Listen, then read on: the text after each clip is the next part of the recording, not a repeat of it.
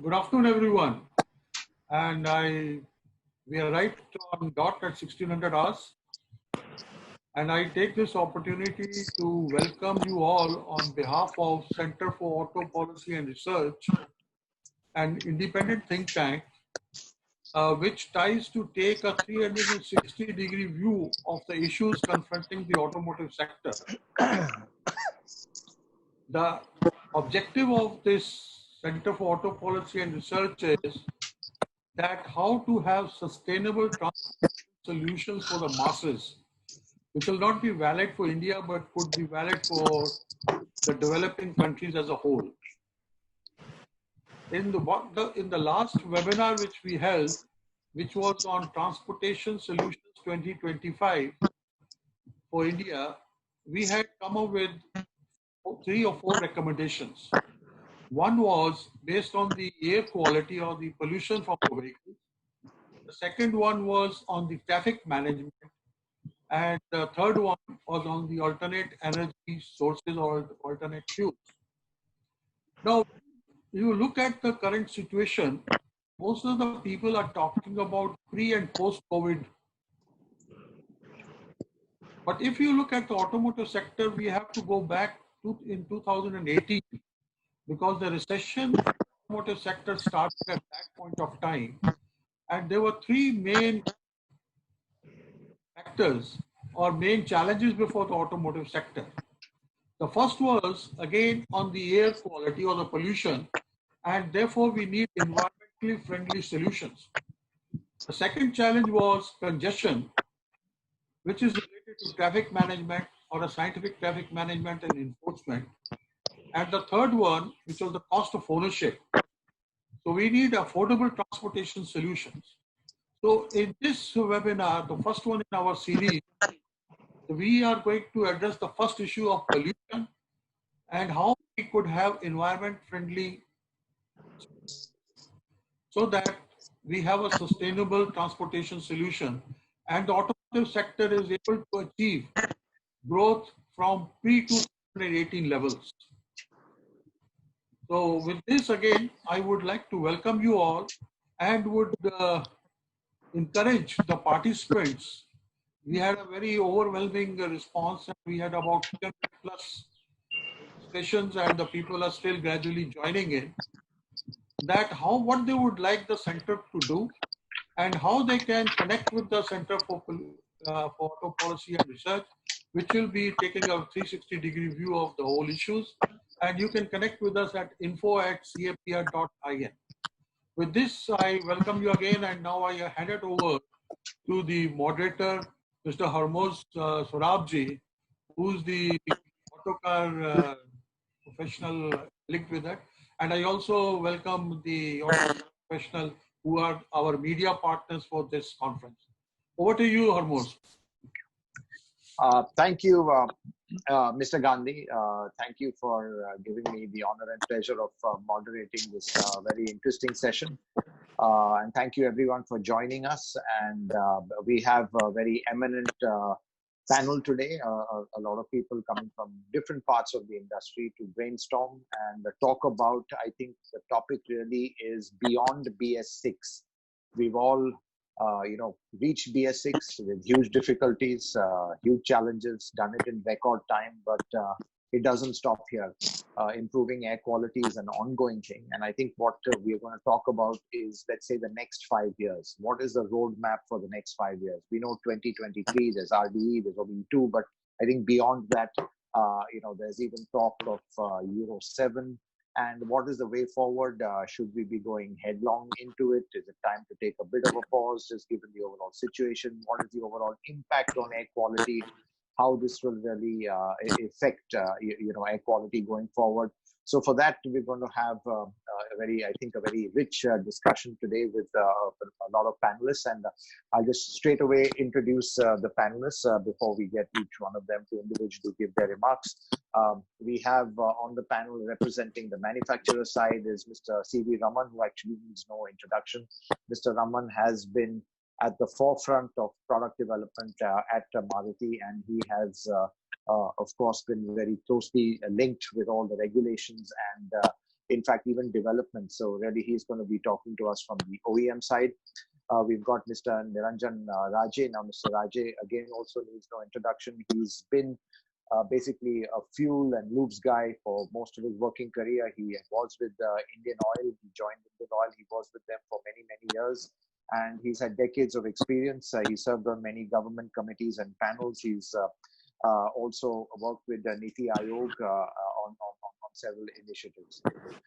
We've got Mrs. Rashmi Udvareshi. Again, she needs no introduction. She's been the face of AR/AI, our premier testing and validation body in the country, and her experience also is very rich. I mean, she's given a lot of contribution in the field of regulations, mobility, the electric way forward. So we're looking forward to her comments as well. We have got, again, joining us and maybe giving us a bit of international perspective is Dr. Adolfo Perujo. He's a senior scientist at the European Commission's Joint Research Center. He's been very much involved in the UN, ECE, GRPE informal working groups. He's worked on heavy-duty hybrids, hydrogen fuel cells, where he's served as the chair of the Environment and Energy Aspects subgroup. And again, he's been on several international committees and professional societies, and we're looking forward to his thoughts on what's happening internationally. And we've got Garima Sharma, who represents the Central Pollution Control Board. Now the CPCB, of course, is kind of implements or looks at all the regulations and suggests a way forward. So we'll be having her thoughts as well on this. So I think that is really all our panelists, and I think I would like to start this off with asking Mr. Raje for an overall view going forward. We have Mr. Raje, we are at BS6 right now, and clearly the next step, I think we are all just about recovered from it. BS6 also, the way it came, its time bang and coincided with the pandemic and the lockdown. April 1st, I mean, it's not many people have realized the implications of that. I think everyone is so consumed with the current situation. But I think, looking at what's going on right now, the challenges the industry faced in meeting BS6, implications on air quality, the next 5 years, just wanted your thoughts. What really should be, the industry, governments, regulatory authorities, and everyone be looking at? Thank you, Mr. Surabji, and thank you, Mr. Gandhi, for giving me this opportunity to be on this distinguished panel. Now, actually, I'm not going to go into the overview of BS6, but I want to make a very specific point, because talking about BS6 and further tightening of the norms, I would like to rather focus only on one single and most important issue when we talk about the pollution in Delhi and other metro cities. And that is the particulate matter, particularly the fine particulates. And basically, when we talk of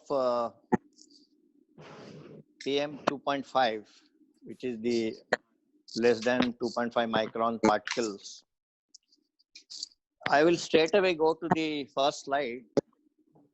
The studies conducted by IIT Kanpur in 2015 indicated that the automobile vehicles, especially the petrol and diesel vehicles, contribute to the extent of about 30% in the contribution of PM 2.5 in the atmosphere. And as everybody knows that these are the fine particles which are responsible for respiratory problems. No, just in 2019, IIT Kanpur again carried out a survey, and they found that there is a direct link between PM 2.5 and respiratory and other heart diseases. They found that total 114,000 premature deaths are attributed to the PM 2.5 in 29 cities, which are more than 1 million population. And these are mainly attributed to the heart and respiratory diseases. Next. Now, straight away going, no, just previous one. Straight away going to BS6, as we see, the BS6, what it will do or what will it implicate is that as far as diesel vehicles are concerned, which we always presume that the most polluting vehicles and contributing the maximum particulate matter in the atmosphere, there is a reduction to the extent of between 40 and 90% of particulates in going from BS4 to BS6. Next. But when you look at the BS6 regulation for gasoline vehicles, which stipulates only particulate emission and particulate number for GD, gasoline direct injection engines, by 2023. That means there is a sort of kind of relaxed regime as far as gasoline vehicles are concerned. Gasoline as well as CNG vehicles. Now, there is enough evidence now which shows that the gasoline and CNG vehicles, they contribute substantially to particulate matter, particularly fine particulates and particulate number. There is some data which I have been able to collect, from the literature, which shows that the diesel vehicles with DPF, which are required probably in meeting the BS6 requirements, emission requirements, they will emit even lesser number of particulates than the CNG or petrol engines of a similar capacity. That means the issue which I am trying to focus very briefly is that we should now, in the existing BS6 itself, we should now focus on the tightening of the emission norms for gasoline. That means, number one, we should have the particulate number not only for the gasoline direct injection engine, but also the PFI engines. And next slide. Yeah, there is some data which indicates that PFI engines also contribute to the maximum, or rather to the fine particulate matter, and the particulate number stipulation or the limit is exceeded by many of the PFI engines and vehicles. So since we have large number of PFI engines in our in India, so the suggestion or recommendation from my side is that we should have tighter limits for gasoline engines, for CNG engines, particularly with respect to the particulate number, and we should have the specification particulate number for not only gasoline direct injection engines but also the PFI engines. Thank you.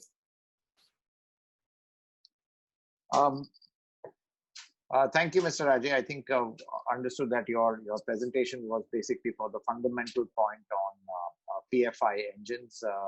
Of course, we'll come back to that later because clearly, as you said, even port injection, there is not necessarily with direct injection, there is a certain particulate matter which is there. But I think then it's quite timely that we get Mr. Raman in because Mr. Raman with Maruti, they've been at the forefront of with their petrol engines. In fact, their focus has been on petrol engine technology. And I'd like Mr. Raman to share his thoughts. You've heard what Mr.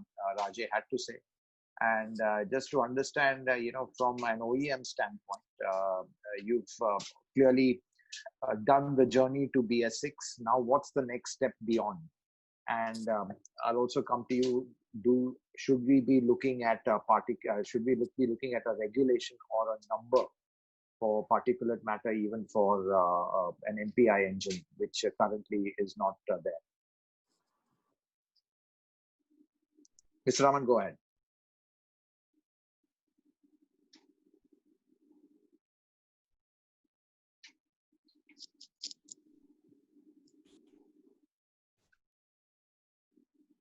Mr. Raman?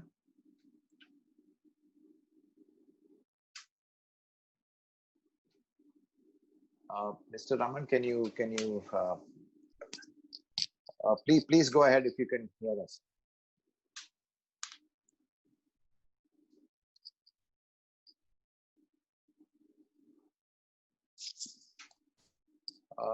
Just one moment. I think Mr. Raman's trying to call. Hello. Yeah, I think you were on mute. I think. Yeah, we can hear. Yeah, the organizer had put me on mute, so. Oh, sorry. Okay. Okay. Anyway, I yours. That's right. Yeah. So, good afternoon, and thank you, Holma-san, and thank you, Mr. Gandhi, and very good afternoon to all my esteemed panelists and to the audience. I'll talk about mobility and air quality. I'll be brief and quick. Mr. Gandhi already pointed out I have too many slides, but I'll try to be quick. As auto manufacturers, one of the key things which happened in April 2020 was that we leapfrogged to BS6 in a record time of 3 years, and all vehicle categories we were able to do that going forward. And so that was one key milestone which actually got dwarfed by the COVID. And so all vehicle categories in one go, we transformed to BS6, and industry is committed to improving air quality in the country. So I'll talk about pollution in India, source apportionment, partly Mr. Rajay has already covered, improvement of emissions and impact on pollution and future requirements. So, if you see problem air quality in India, this is the CPCB data of 2016. You can see 41 of the 42 cities with more than 1 million population have PM level higher than the national standard. And in PM10 in Delhi was more than 4 times the national standard.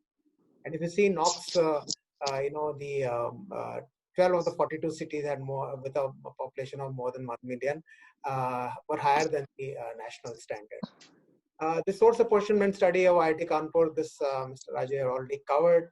If you see here, the vehicle exhaust is 9% as far as PM10 is concerned. As far as PM 2.5 is concerned, it's 20%.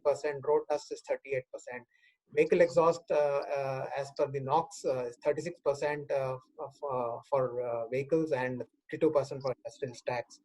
So pollution is mainly due to road dust, and industrial stack is predominant. If you see the ARI and TERI study, which was also done in 2016, the IIT Kanpur study was done in 2015. The particulate matter as far as vehicle up was 28%, industry was 30%, dust 17%. And so therefore, transport sector contributed to PM of 28% by TERI study and 20% by IIT Kanpur study.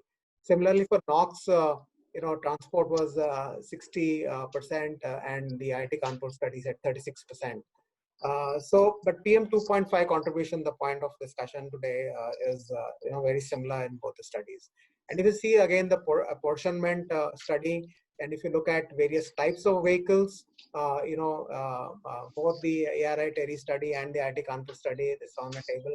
8% was from trucks, 7% from two-wheelers, three-wheelers was 4.76%, cars was 3.36%, and others were 4.76%. Similarly, you see the IIT Kanpur study showed cars as 2% and two-wheelers as 6.6% and trucks as 9.2%.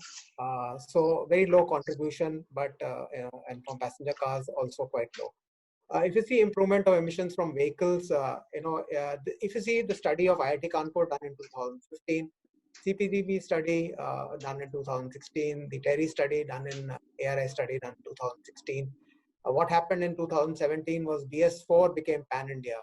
And so when BS4 was implemented in 2017, there was a lot of improvement for two-wheelers as well as passenger car diesels, as well as heavy vehicles, both in terms of particulate matter as well as from the NOx perspective.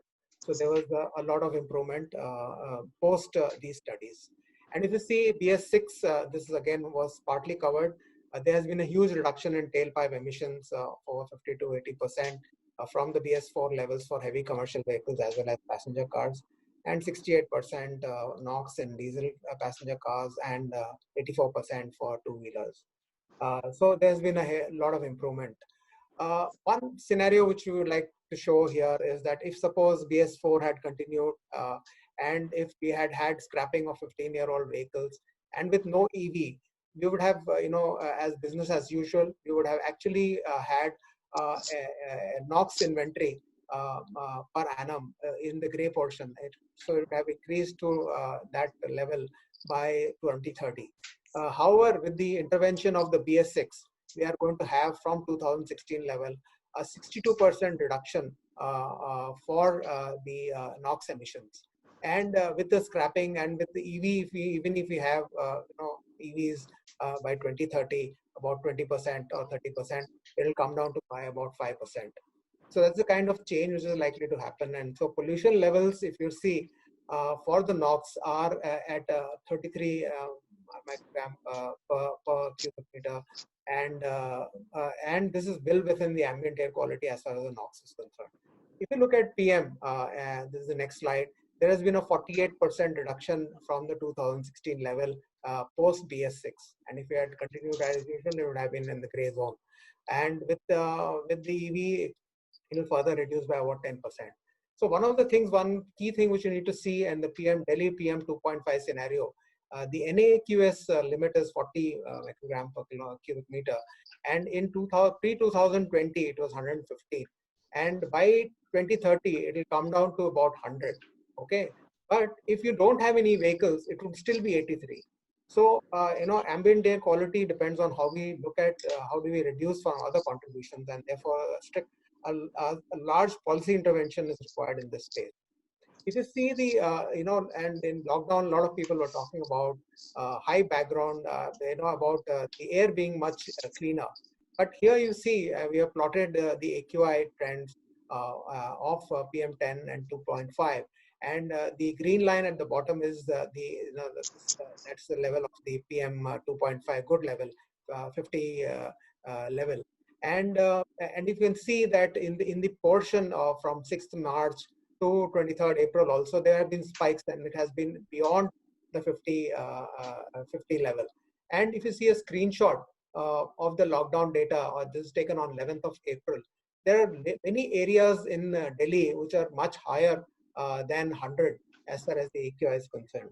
So there's a wide variation, and with no vehicles on road and industries being closed, still there was a lot of moderate and polluted and poor AQI in Delhi area. And pollution, of course, is best during the monsoon period, as you can see in the graph. So what are the future requirements? And I'll again delve on this particulate number issue, which Mr. Rajiv talked about. And there's a study which is done by Conning. And we did a deep dive into this study. And if you take out the ultrafine particles, which are, up to 23 nanometers, and we look at, and this is a study which was done basically for heavy duty vehicles,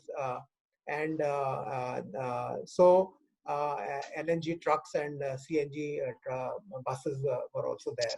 So if you see this data, and if you look at the ultrafine particles in the range of 10 to 23 nanometers, in the DPF vehicles also, this the blue shows the extent of the ultrafine particles, and you can see here that even in the DPF it is quite high compared to the PFI. The PFI overall may be higher, but if you see the ultrafine particles is lower, but in the DPF it is still quite high. So that's one thing which I would like to talk about. And so whatever study has been done on heavy duty applications cannot be extrapolated to the light vehicles and two-wheeler. And our light duty experience as far as India is concerned, this is Maruti Suzuki data. And if you see here, the BS6 limit as on 2020 was 6 into 10 minus 12 BS6 limit as far as the particulate is concerned. And in BS6 phase 2 in 23, it will go down to 6 into 10 raised to the power 11. And so if you look at that, you can see that the PFI engines are much lower than that limit. The only thing which is higher than the limit is the DITC, because the GPF is not there. And post 23, when the GPF is put on the DITC vehicles also, the PN numbers are going to be well controlled. So light duty gasoline and CNG PN emissions are well controlled, is what we believe, much below the BS6 phase 2 level. And therefore, there are going to be future engine improvements which are going to further improve the air quality. So what I would like to say here is that when we are, we have transitioned to a state-of-art technology which has taken place in April 2020, and the customer transition to BS6 will have to happen to reap the benefits of the technology shift. COVID has slowed down this transition, and one thing one needs to look at is that there is going to be in 2018, Mr. Gandhi mentioned that was a high. In 2019, we saw 18% degrowth in the entire auto industry, and that was because of regulatory changes and because of financing not being available. And the things are no better, actually. The things have become only worse from today as far in the current situation, as far in the current COVID situation, because it's very, very uncertain and volatile. So therefore, we need to prioritize this shift. And one thing I'd like to say is that the fleet renewal program will accelerate this transition to a much cleaner environment much faster. These are low-hanging fruits which we should look at. And the second thing is that we need to look at improvements in other sectors. Auto sector is a very, very well regulated, and and all auto manufacturers, component manufacturers follow this. But there's a lot of sectors where there are the regulations are not very strict, and those are the things which need to be looked at. And unless we are able to improve the ambient background AQI or the PM 2.5, any level of change on the vehicle technology may not be will bring a substantiative shift going forward. So I would suggest that the auto industry should work with all agencies to work on a comprehensive mitigation plan based on data analysis and scientific principles. So it should be based on data and on scientific principles. So thank you very much for your patience. Thank you. Thank you, Raman-san. Thanks for that. I think the whole, I think it shifted a bit to, let's say, PM controls in PFI engines. Though I'd like to just broaden the discussion, and to do that, I would like to ask Dr. Perujo to share his thoughts. Now, Dr. Perujo, you've worked in Europe. India has been following Europe to a large extent in regulation, so you are ahead of us in many ways. But looking at the petrol side and what Mr. Rajesh said, that the PM numbers could be an issue with the PFI engines, whereas Raman-san had just said right now that looking at the numbers aren't really so much of an issue. But the fact is that in India we have a unique situation. 80% of our vehicle population is two-wheelers. That's petrol. They consume about 2/3 of petrol. So do you think in India we need to be looking at a few of these aspects more critically? And just your thoughts on what Europe has learned going forward, and where do you see the improvements in emissions coming from in terms of regulation, technology, all that sort of thing? Dr. Perujo.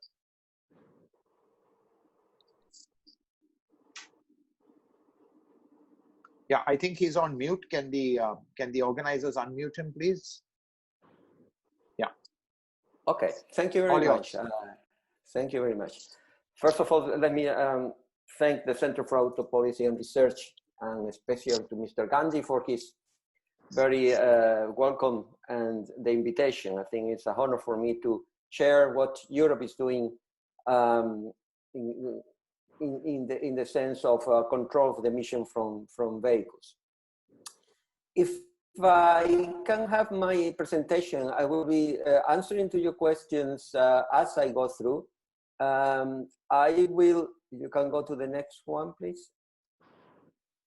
I will just spend 2 seconds in what is the Joint Research Center. We have been, I ensure that many of you knows us, but I ensure as well that many of you don't know what is the Joint Research Center. You have seen some of the previous speakers put up some slides where we are the authors of that work. The Joint Research Center is an in-house science and service of the European Commission. Means that we are providing technology and scientific research in support of all the policies that the European Commission has. We are a large organization, something like 2,700 staff members. For that, more than half are permanent and 70% are scientists, researchers, and engineers. and we are distributed throughout Europe. As I said, we are supporting all the policies of the Commission, and that means I go from food authenticity, food quality to, of course, transport and emission from transport. And that is what my unit within the Directorate C is all about. It's sustainable transport, and we operate enough laboratories to be able to provide that technology support to our policies. As you see in the map, we are distributed throughout Europe. I am in the north part of Italy, which is just down in the south. So if you can go to the next slide. As I said, I think it's important to put in perspective what has been going on in Europe. We started in 1970, and since then we have developed the different regulations that try to control the emission from vehicles. We have gone from Euro 1 to Euro 6 in the light duty, and as well in the heavy duty. In the L category, so the two-wheelers, we are gone from Euro 1 to Euro 5, and I just to clarify that the Euro 5 in the two-wheelers is equivalent to the Euro 6 in the light-duty vehicles. But we have realized that we have created a large body of legislation, and we need now to try to update and harmonize and simplify. In the next slides, I'm going to only address the situation of the light duty and the heavy duty, because the two-wheelers, as you know, Euro 5 indeed is now just now in full blast. It's starting in 2020. And for the non-road mobile machinery, which I think is a sector that India needs to as well to address, we are in the so-called stage 5, and the stage 5 is just started as well. So in our vision, the next steps are related to the light duty and to the heavy duty. Answering to your question on the two-wheeler, I think the two-wheeler, which I think is a large population in the fleet in India, and above all those that there are two strokes vehicles are a heavy source of emissions, and a very heavy source, particularly of particulate matter.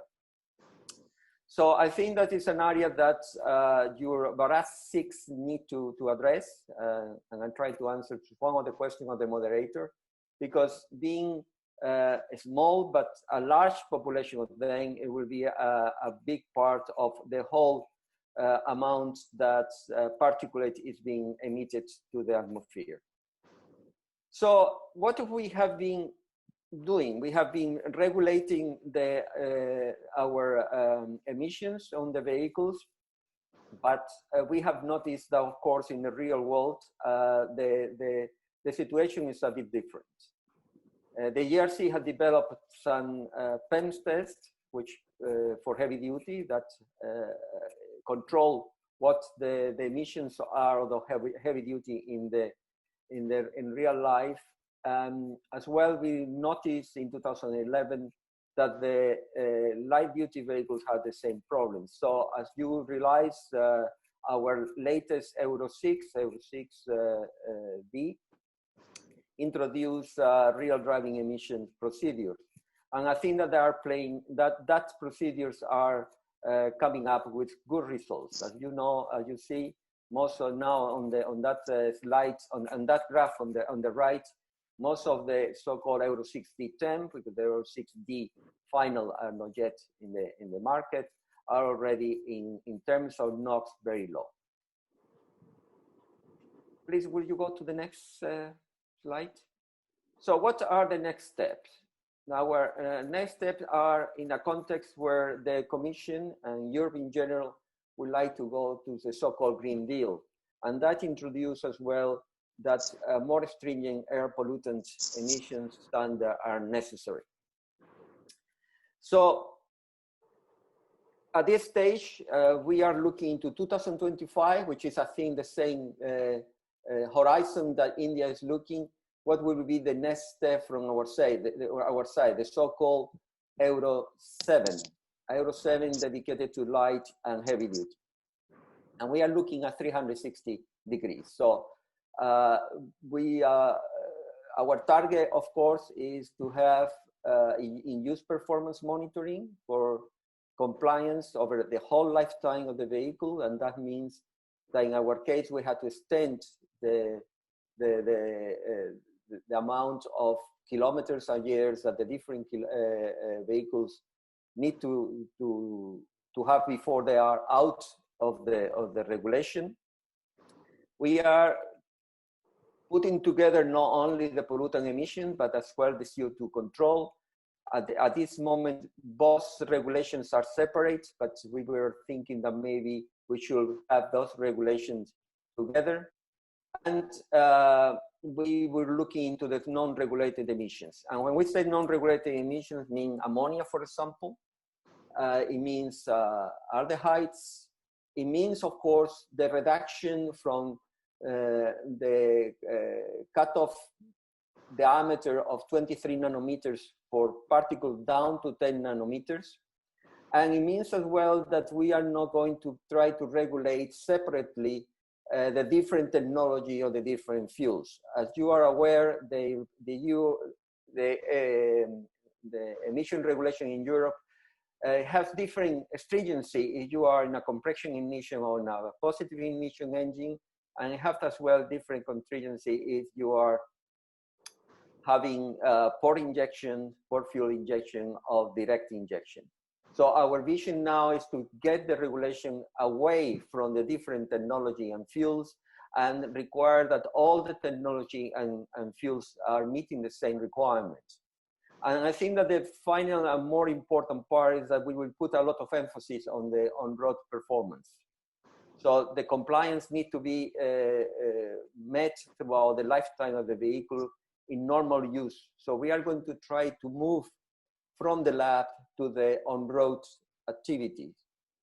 Doesn't mean that the testing in the lab will disappear, but a large part of how we are going to assess the degree of compliance of the vehicles and technologies are going to be in real world.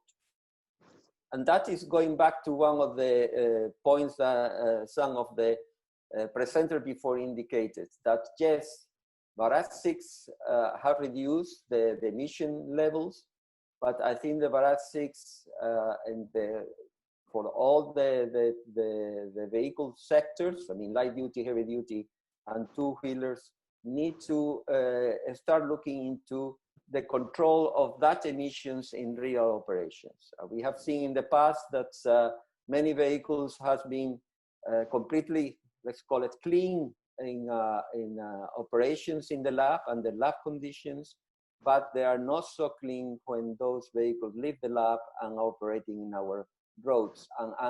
And they are at that point in our roads where our populations are more exposed to the different emissions, be those emission gases of or particulate matter. So I think that is my last slide, but please go ahead. So that's it. If you would like to contact us, you can, of course, use one of the many points of way to do so. So in summary, two things. One, I think, is that Euro 6 has been successful in reducing and controlling the emissions of our vehicles, but extra steps need to be done in a very close and near time to control those emissions in real life. And I think that one of the lessons that we need to learn, and I guess that will be a lesson that for India is important, is that we should not, and that is something, maybe my message, my final message, we should not legislate for technology or fuels, but we should legislate for or regulate for levels that are acceptable at the present stage of technology for our population. Thank you.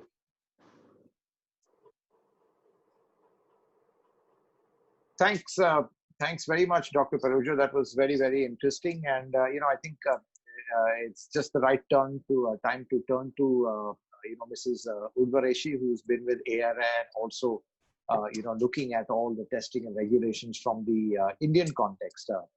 Mr. Udvareshi, I think what Dr. Parujo said was something very interesting. Firstly, to look at non-regulated emissions.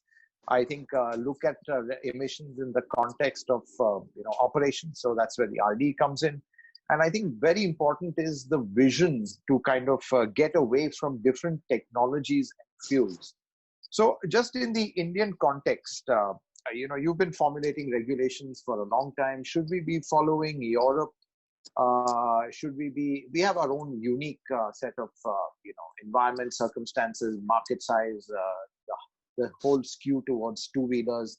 But I think at the same time also, I think, there's a certain practical element which even Europe is looking at, and that's also not singling out any particular technology. So just wanted your, comments and your opening remarks in this context. Yeah, hi. Good afternoon, everybody, and thank you for inviting me here. We are fortunately at a situation where we can have a look at what Europe is doing and what rest of the world is also doing. We have a BS6 fuel, which is very, very clean, and it has a big advantage all across the sectors. Not just the passenger cars, but two-wheelers are also having an advantage of clean fuel.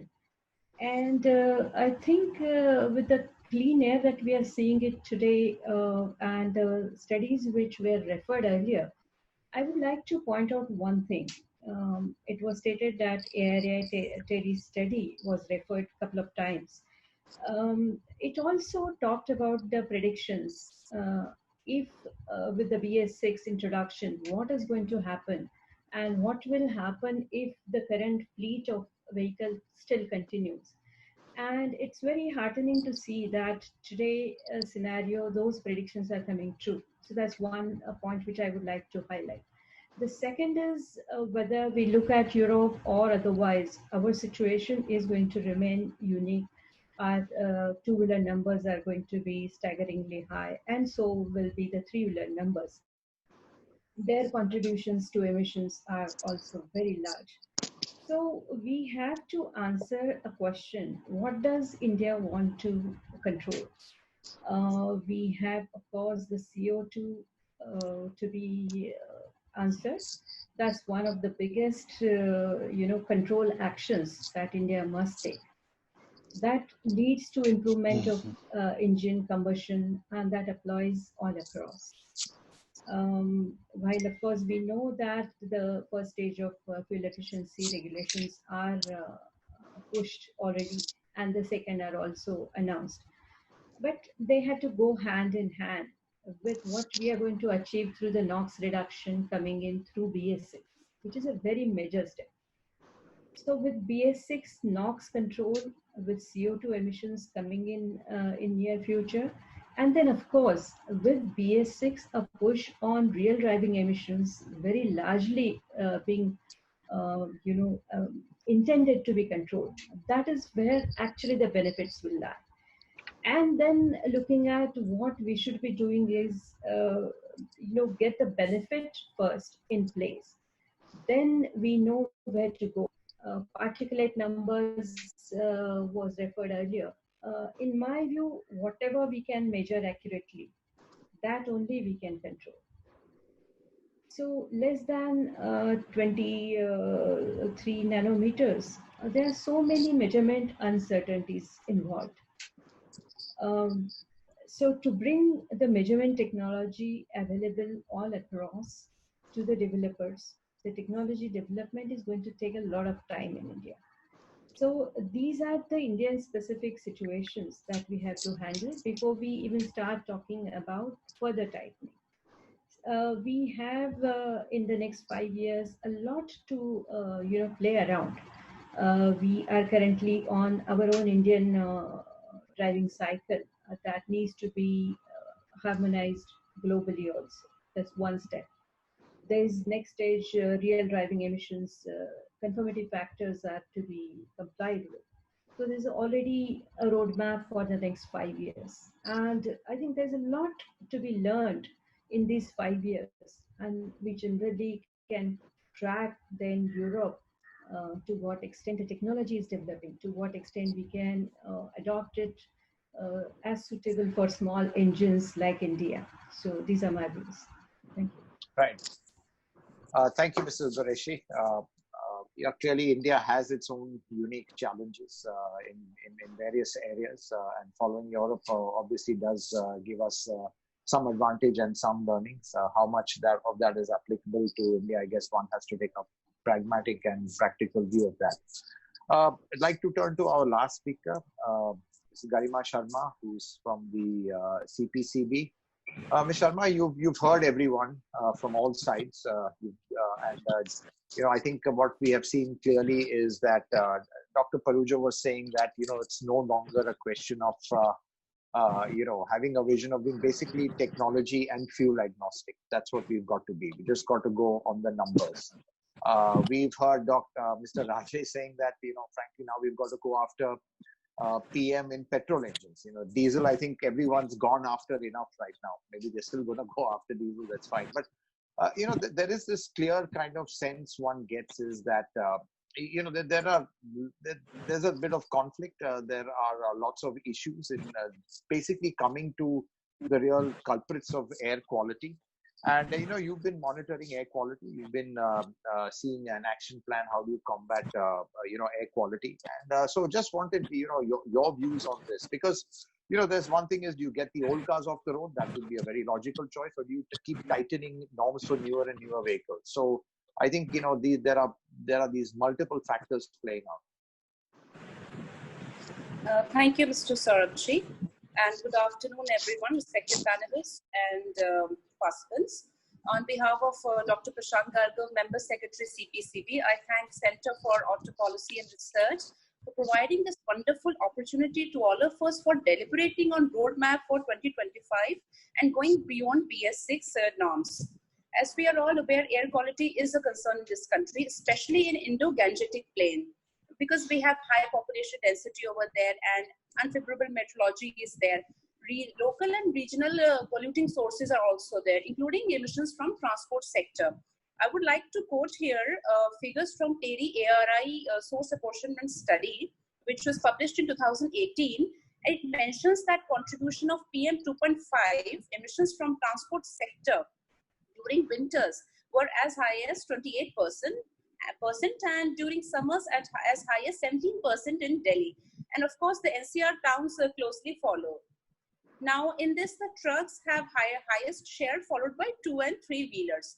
Now, with this implementation of BS6 emission norms in the country, the share of vehicles towards this emission, this vehicular pollution towards this air pollution is going to reduce substantially with respect to heavy-duty vehicles, diesel-based heavy-duty vehicles. In addition to implementation of BS6 norms in the country, various other regulatory actions have been taken from time to time based on Honorable Supreme Court orders and NGT orders, such as prohibiting old diesel vehicles and EPC charges on diesel vehicles more than engine capacity more than 2000 cc. In view of all the actions taken, the graded response action plans that is implemented in Delhi NCR. Apart from that, in non-attainment cities, we have 122 non-attainment cities. Out of this, 65 cities have also prepared graded response action plan to take action to mobilize their agencies in case of poor air quality conditions. And there also, the vehicular emissions make a substantial part of their graded response action plans. In addition, the monitoring network is also increased from before. If we take base year 2016, we have a more strengthened the monitoring network. Enforcement activities have also increased. Due to result of all these actions, we have actually noted improvement in air quality. If we see with respect to base year 2016, 20% reduction in particulate matter has been observed by Central Pollution Control Board. And we have also seen that the number of days in good, satisfactory and moderate air quality index category have increased in Delhi specifically. So despite intensive actions the data reveals that pollution levels are still exceeding the permissible limits. So this means that evidently more needs to be done. So with regard to BS6 implementation of these norms in 2020, the thing is that CPCB is tracking the air quality data, and we are in process of analyzing to actually work out what are the benefits that we are getting from this. But when we talk about the future beyond BS6, then various actions are planned to be taken in line with the National Clean Air Program. In this, we have a time limit of 2024, and various actions are there in this, listed in this, for reducing emissions from transport sector. It is basically, for transport sector, it is in two parts. Number one is promoting green mobility, and number two is promoting e-mobility, such as promoting R&D with respect to partial substitution of hydrogen in natural gas as transport fuel of future. Then fleet modernization, gradual phase-wise fleet modernization, then improving our existing inspection, monitoring and PUC systems, and expansion of CNG network to go beyond the city limits, providing green corridors. And then we also have, when we talk about air quality, mostly the focus is on Delhi NCR, but special focus is now on 122 non-attainment cities. So what we have done is we have analyzed these data for this, and in close working with these states, the concerned states, we have formulated their city-specific action plans. Each city has certain problems, which includes their vehicle emissions, their auto emissions. So in under 4 heads, they have prepared their action plans, which is number one, emission control in on-road vehicles. Various actions, 5 target actions have been planned in this. Number 2 is optimizing their freight transportation. Number 3, improving public transport system. And number 4, city traffic and parking management. And I think this webinar is providing us with a wonderful opportunity to deliberate and work towards improving environment performance of the auto sector and achieving national ambient air quality targets in all the non-attainment cities. Thanks very much. And, I think you're right. That's the whole focus. The whole idea is to kind of improve air quality, reduce the emissions. But I think the sense I'm getting is there's not one silver bullet by way of technology, by way of fuels, by way of, even talk about e-mobility, how practical that is. Obviously, that's the ultimate goal which we are looking at. And again, I'd just like to have a quick responses from everyone before we open up for questions. Mr. Rajay, coming back to you, you started off, you had your limited point on, PM for PFI engines, but I think, the issues are much broader than that. Firstly, from the fuel side, I think we've missed an opportunity in terms of octane rating. We know the impact of octane rating. I mean, you're a fuel person. Clearly, the octane rating has not been raised to what it should be, because that drives efficiency, that drives emissions down. So that is one issue. From a CO2 perspective, obviously this is becoming a bigger thing. Again, diesels have an advantage there. I think again, everyone talks about e-mobility, how practical that is. So the next 5 years, I mean, just looking at a roadmap, I think what's very clear is that, we are still not too sure as to exactly what that roadmap is, because even on RD, we are still to collect the data, which I'd like to, afterwards ask Mrs. Udureshi, challenges in the field on all that. So just I wanted everyone to kind of, respond to, let's say, we've got a 5-year window, which we are looking at as the next step. And, just really, what are the challenges that face us?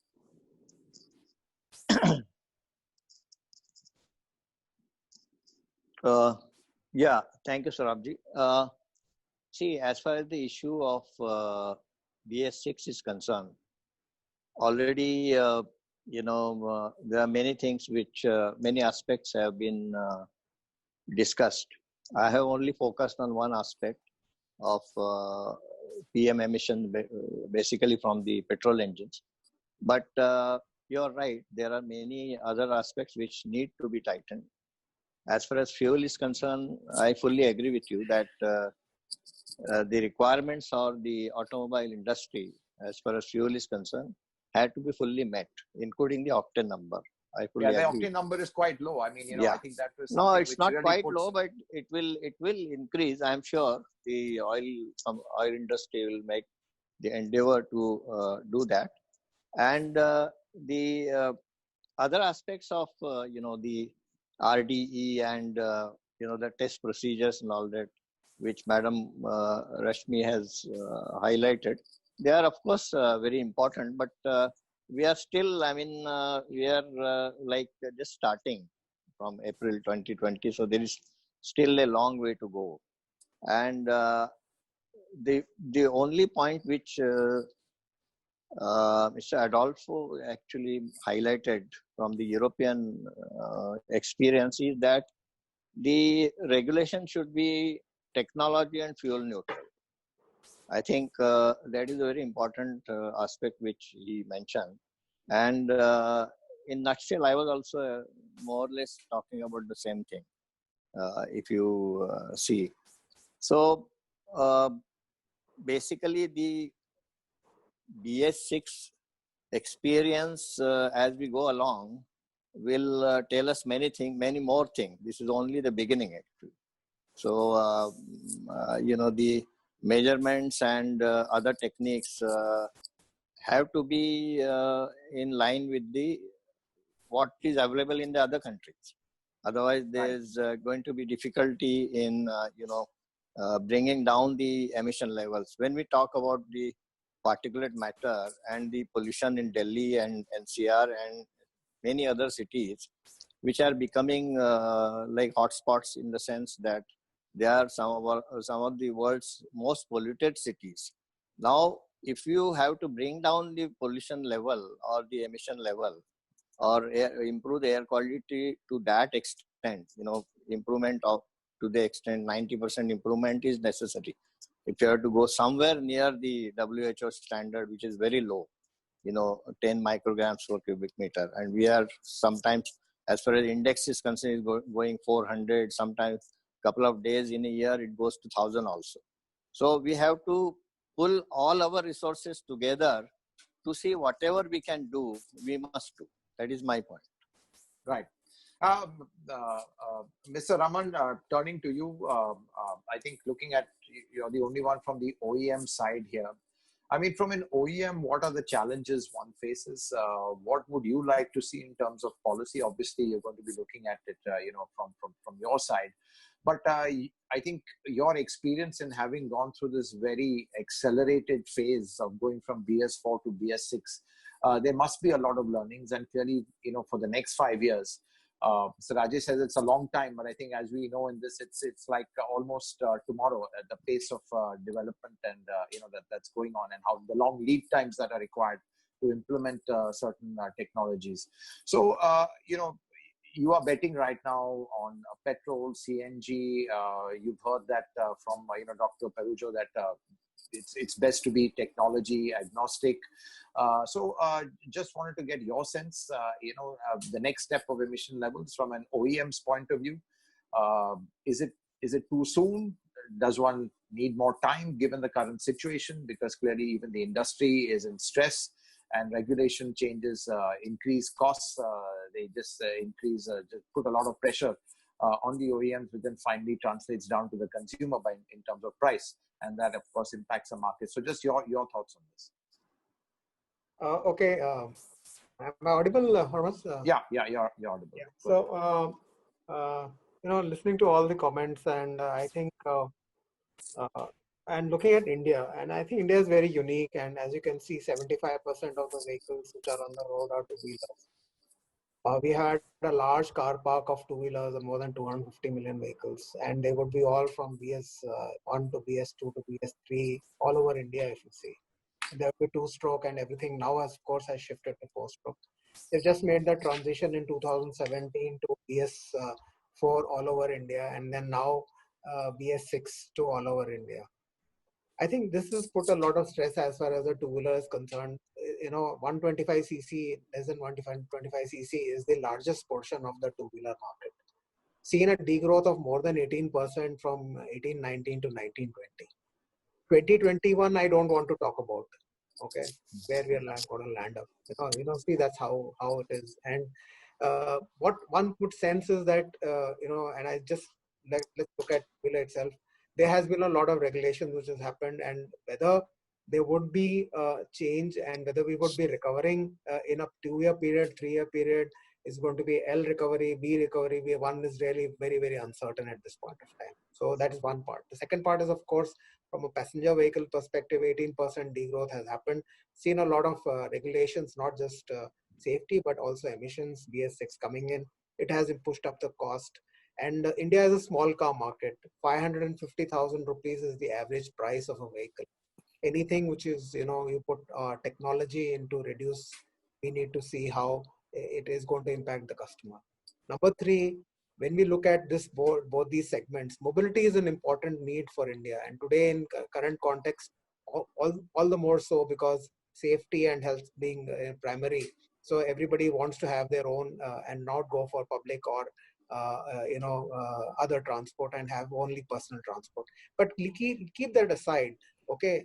On a long-term basis, in the next 3 to 5 years, public transportation and easy means of transport is something one would always look for and would not want to drive in India. And I always give this example that, a large portion, and whatever we are talking about, is just 13% of the population of India which is using mobility. Rest of all the people are either walking, or they are not doing any, they are not moving, or they're using cycles, or, all these things. So transportation, mobility for economic need is something which is very, very important. And so therefore, affordable transportation is also one needs to look at. And having said that, the last point I would like to make is that whatever we are trying to do and whatever we are trying to implement in terms of regulations, and one is very sure that, air quality is important, water quality is important, everything, these are basic hygiene things for humans to exist. What are the imperatives? What are we doing all-round impact, and all the areas, are they being regulated or they being controlled so that you are getting the right results? Sometimes we see that a lot of things are happening in a particular area, but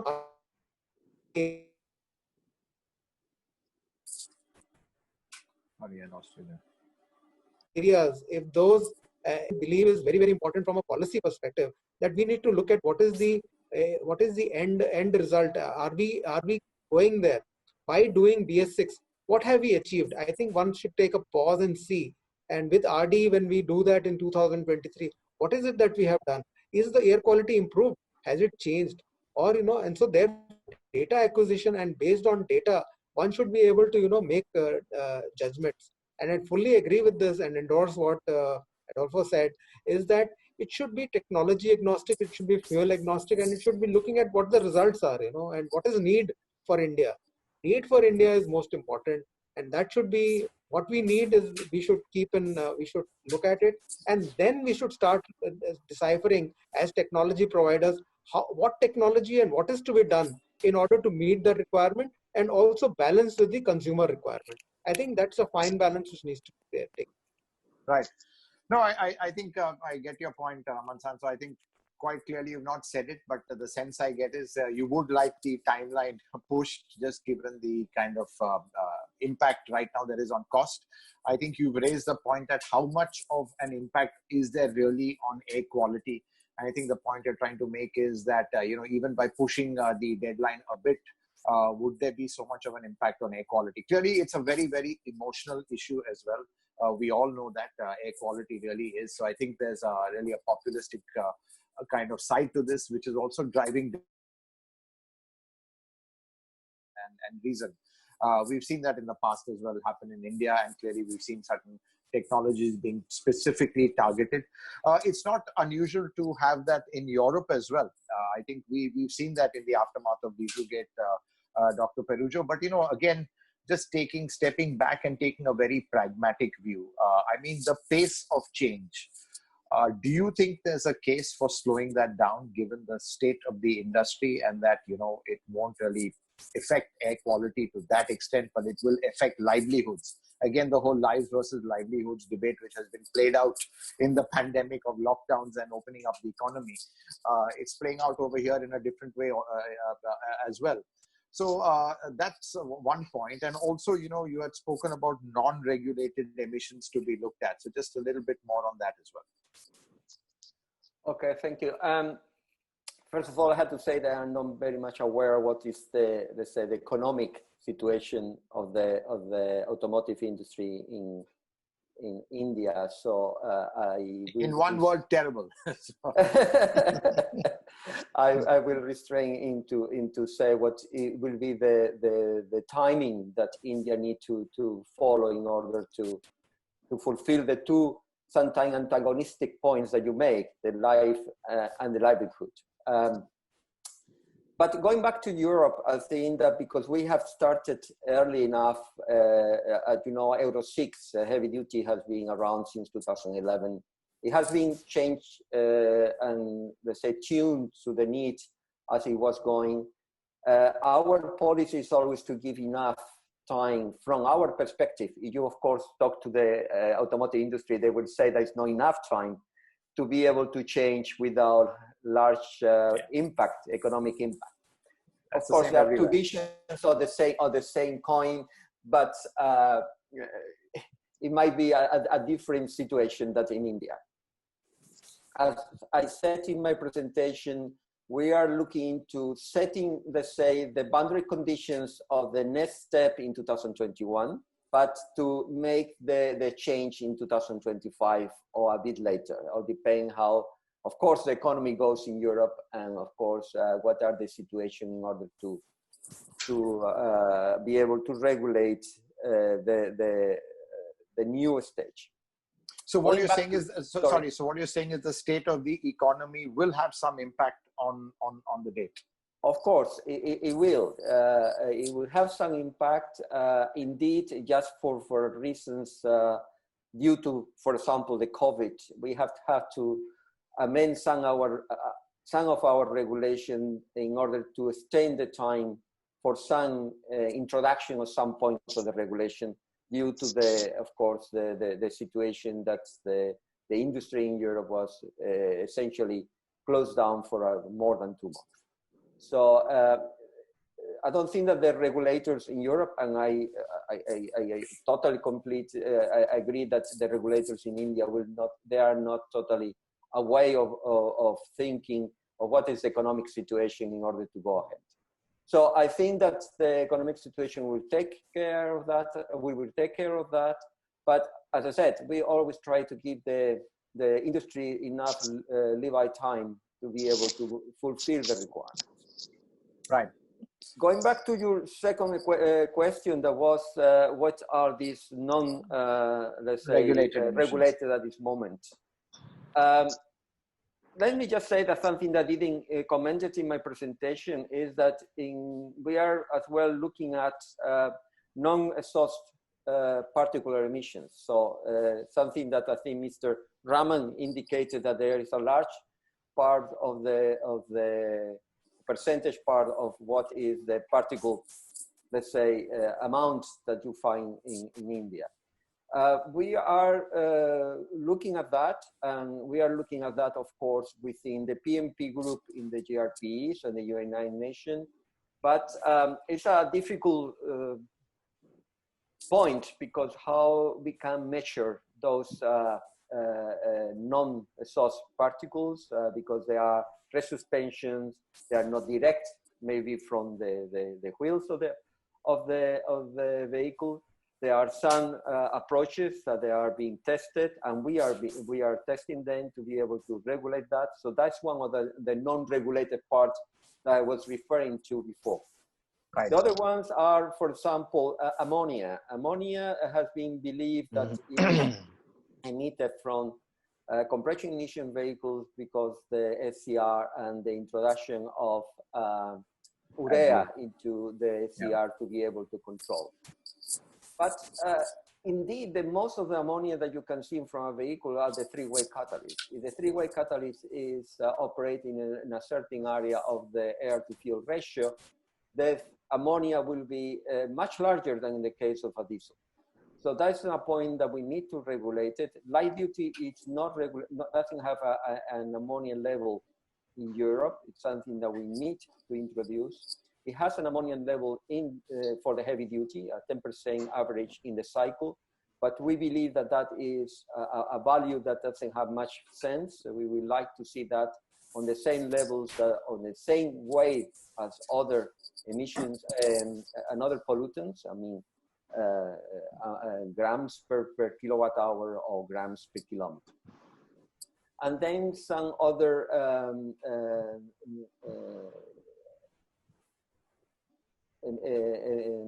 gases that are emitted that are not being regulated, as the formaldehyde,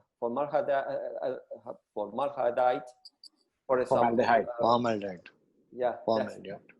It's a difficult word to say. And aldehydes. So there are those. N2O as well. N2O will be controlled, not very clear. It will be that control as a pollutant or as a gas,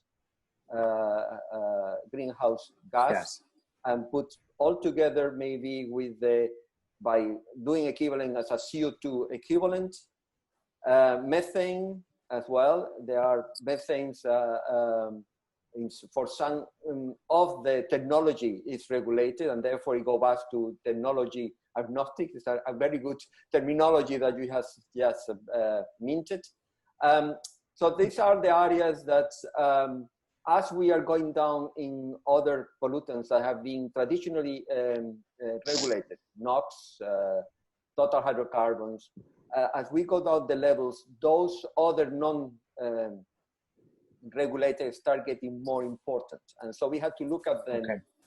Not only for that, it's because as well the technology, as it goes in one direction to reduce some of those pollutants, start creating or start, let's say, in producing more of these other pollutants.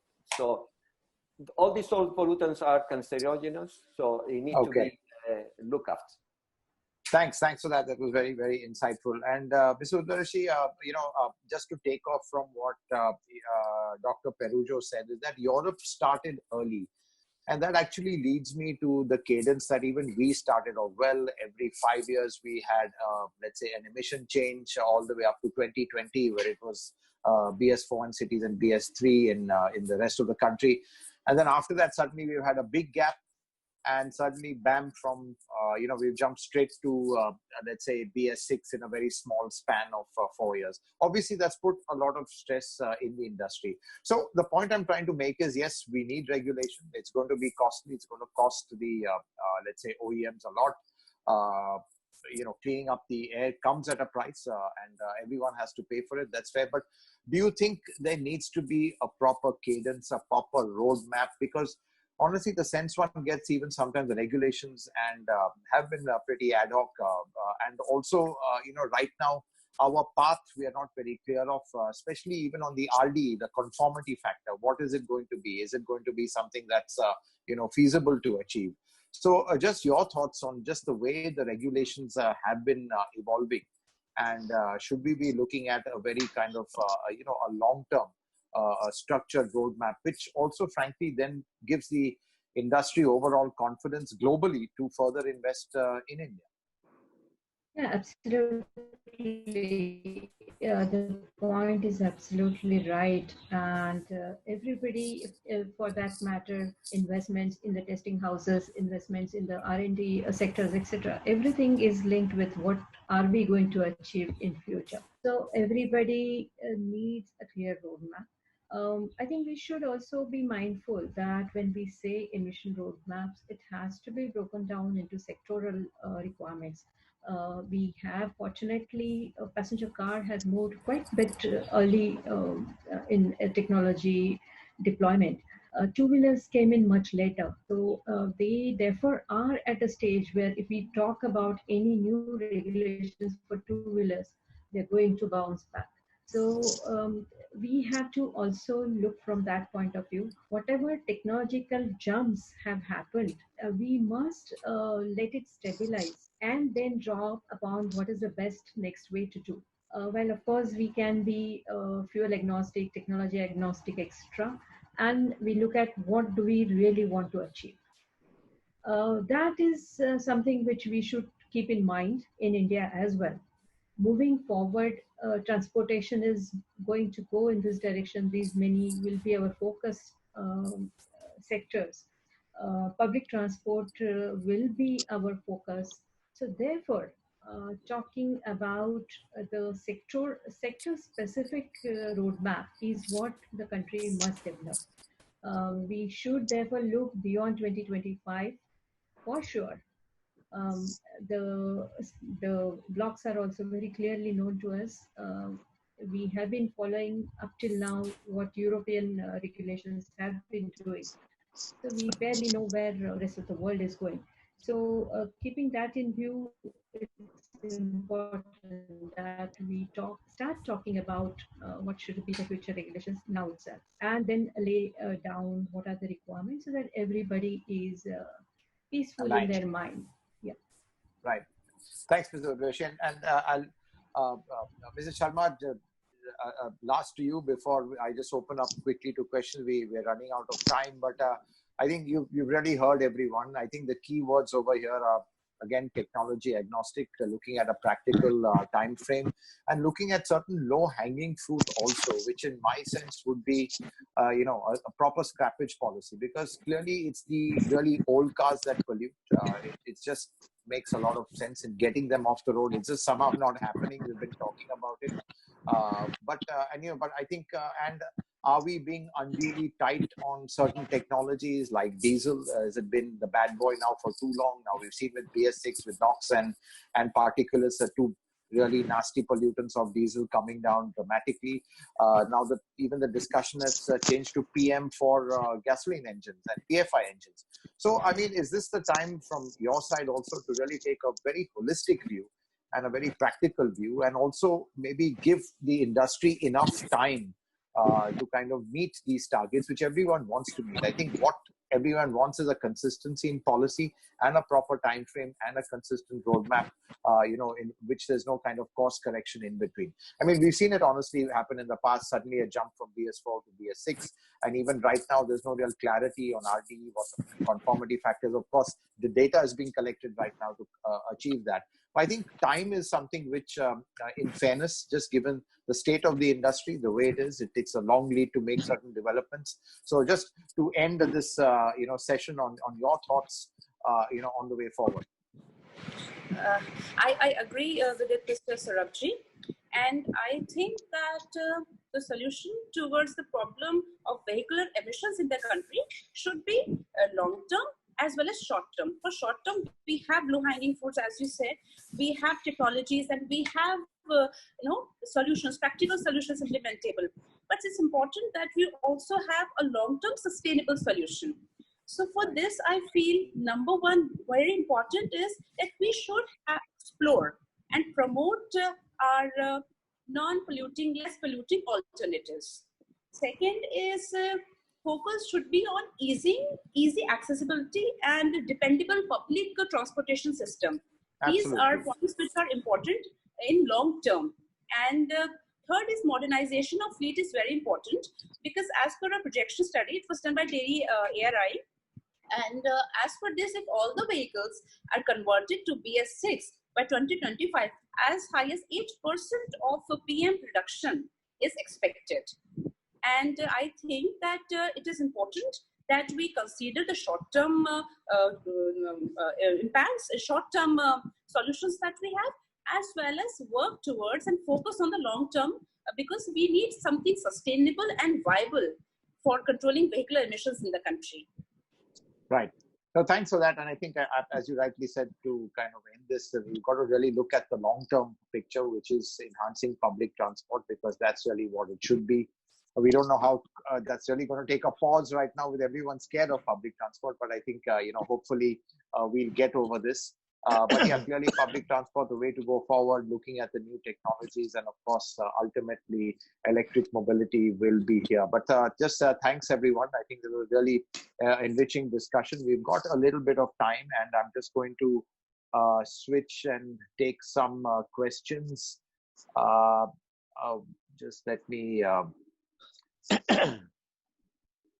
so just bear with me. There are a lot of questions over here. Let me just start right from the top.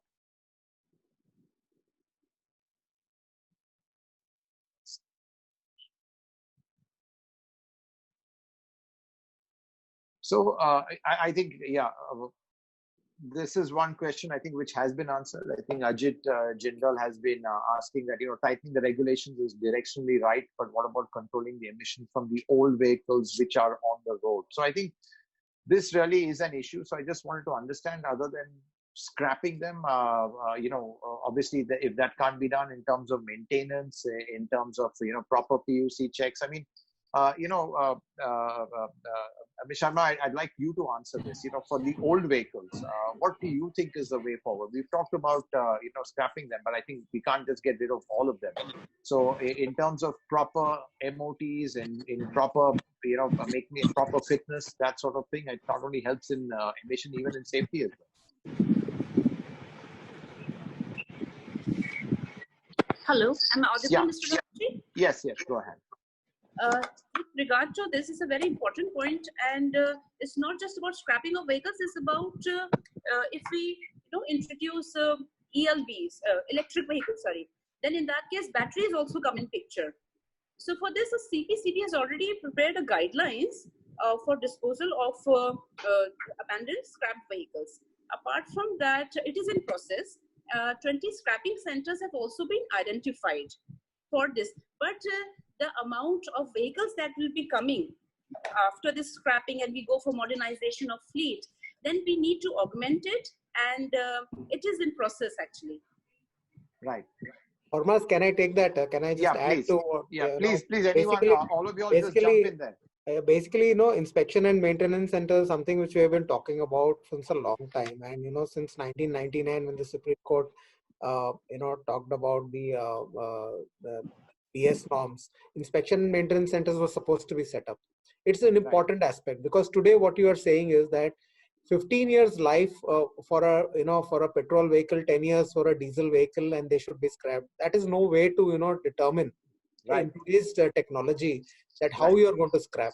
And there has to be a method to this madness, and the method to this madness, as in other countries, is there has to be a strong inspection and maintenance mechanism, which has to be there, which should take care of both the safety as well as the emission related issues which are there likely to be there in used vehicles.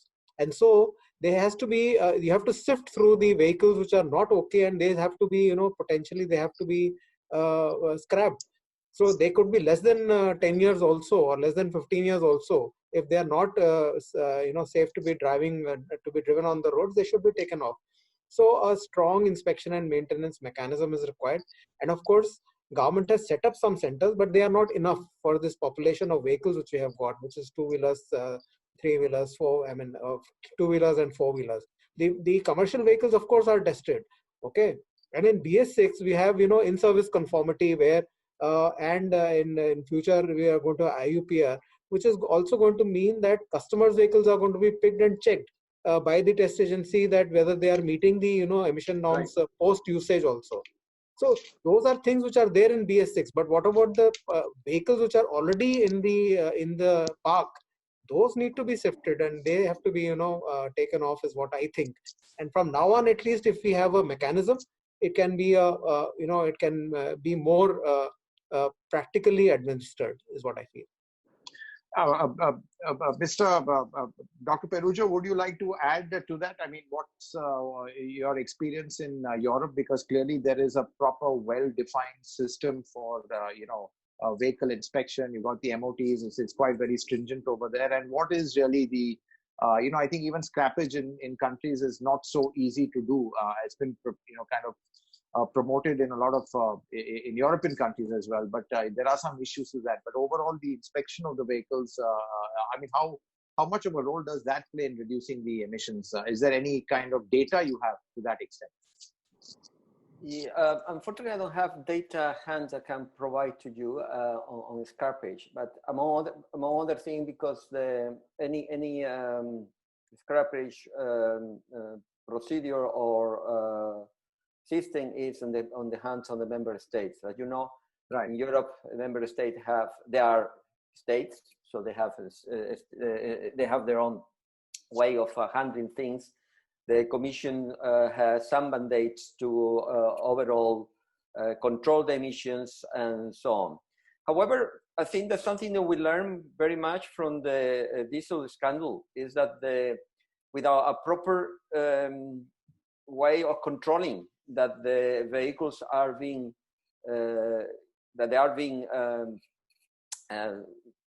driving in our cities are fully functional, then we have a problem. And indeed, that was one of the weakest parts of the whole change of our regulatory process. We have the emissions regulations that indicate what are the limits, but then the aftermath, which means the control that the vehicles are on the roads are still fulfilling those emission, whatever it is, Euro 4, Euro 5, Euro 6, whatever that vehicles were approved to, they were still operating. And that's what we call the market surveillance. So the market surveillance has been strengthened, has been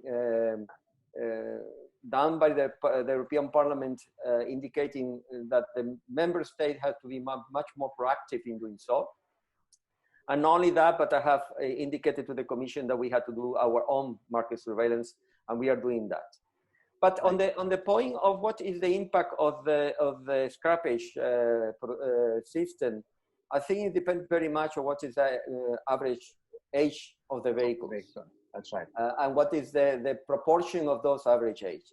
In Europe, and that what I know, for example, for a heavy duty, the average age is very, very young, it's 8 to 10 years. So there is a very high turnout of vehicles in our roads. And that indicated that the heavy duty sector is quite clean. As a result of that. As compared maybe with the light duty, where the average age could be up to 15 years.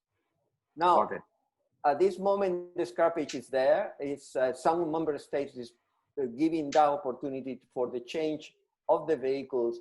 In principle, was the change of the vehicles toward an electrified, hybrid or electrical, or battery electrical. But at this moment, it's done to as well, just to help, as we talked before, the economy. I have done as well toward vehicles of the latest generation, independent of what technology is that. So my message is, depending what is the overall age of your vehicle, the scrappage will have more or less impact on the reduction, the overall pollutions essentially in cities. Yeah. Thank you. Thanks. That's very interesting. We have time for just one last question, and this one is quite interesting. Actually, I'm going to take it from Yashok. His question is that 25% of fuel is used by vehicles to overcome tire friction. Obviously, that's adding to emission. Now, the need is to have effective regulations on tire performance, like the tire labeling in EU, which is implemented since 2012. Is there any such plan in India? What's the way forward? Dr. Doshi, I think this is a question for you. This would be good if you could answer, as far as, a lot of the components which actually kind of contribute to emissions or reduction in it. Yes, I think that's a very good question, and a lot can be achieved through this regulation. Tire labeling is one important regulation that is on the way. Currently, the data collection is going on, and compilation of regulation. There is a standard already as to how to measure what are the constituents. So all that groundwork has been done, and soon it will be announced, appropriately. So it is expected to bring in a lot of improvement in fuel economy, as well as CO2 emissions. And so yeah, absolutely. And I think everyone's working towards LRR or low rolling resistance tires. I think that's become quite the norm right now, especially as we move towards electrification, where rolling resistance is absolutely key. Yeah. Thanks very much. And with that, I would like to, end this session. It was really very interesting. Thank you to all the panelists for your views. I think there was a lot to take away from this. Clearly, I think Europe has really led the way in many areas, as we've heard from Dr. Perujo, but I think India also has really played catch up. I think it's been a phenomenal effort by the auto industry or the authorities which have been kind of formulating the regulations. Of course, governments have been giving a big push. And let's not forget the Supreme Court as well, which have been with a stick over everyone. Where it all started, actually, to be honest, the good old PIL, which was filed decades ago. So I think with that, I just like to end. And, I think what is very clear is that there is a commitment from all stakeholders to clean the air. We've seen that the impact of that when industrialization, motorization comes to a halt during the pandemic, the kind of impact it does have. And obviously, all of us do want a better future. The question, of course, is formulating the roadmap for that. That's always the most difficult part. There's a lot of debate which goes into this, and that's one of the reasons why we have these kind of sessions to kind of brainstorm and come away with some good takeaways. So once again, thank you very much, and I'd like to hand it back to Mr. Gandhi for his closing remarks. Yeah, good evening, everyone, and it's been I'm very overwhelmed by the participation which we had for this wonderful webinar. And on behalf of Center for Auto Policy and Research, I would like to thank the panelists, because I'm not able to see the face of Mr. Raman. I don't want to open his video, basically. But I'm really thankful to all of you, and particularly I would like to thank Saurabhji for the wonderful moderation he has done. Thank you, Raman. And I think it was really, I know you may have a COVID look. That's okay. Oh my God. I think I have one. Yeah, so I'm very happy to see many old friends of mine, in the audience, in the participants, and many of them would have liked to speak on this occasion. But due to paucity of time and the large participation, overwhelming participation, it would not have been possible. It won't be possible for me to open up for everyone to speak. But we will definitely find another opportunity. And I would like to request all of the people who have participated to connect with CAPR at info@capr.in and see what you can contribute and how we can take it forward. I would again like to thank the panelists for having agreed to my request and shared their valuable insights. All of the panelists do not require any introduction, and I'm sure that they will continue to be associated with us. And I would like to thank Autocar Professional, our media partner, who have been very kind as to cover the thing. Last time also they did an excellent job, and they had covered it in their Autocar scene. And thank you again, all of you, once again, and hope to see you again in the next focus webinar, which we propose to do on the next challenge to the auto sector, which is the congestion and how to have a 360-degree view of it, and how to have a traffic management before we take up on the third one on the alternate energy sources. Thank you again once again.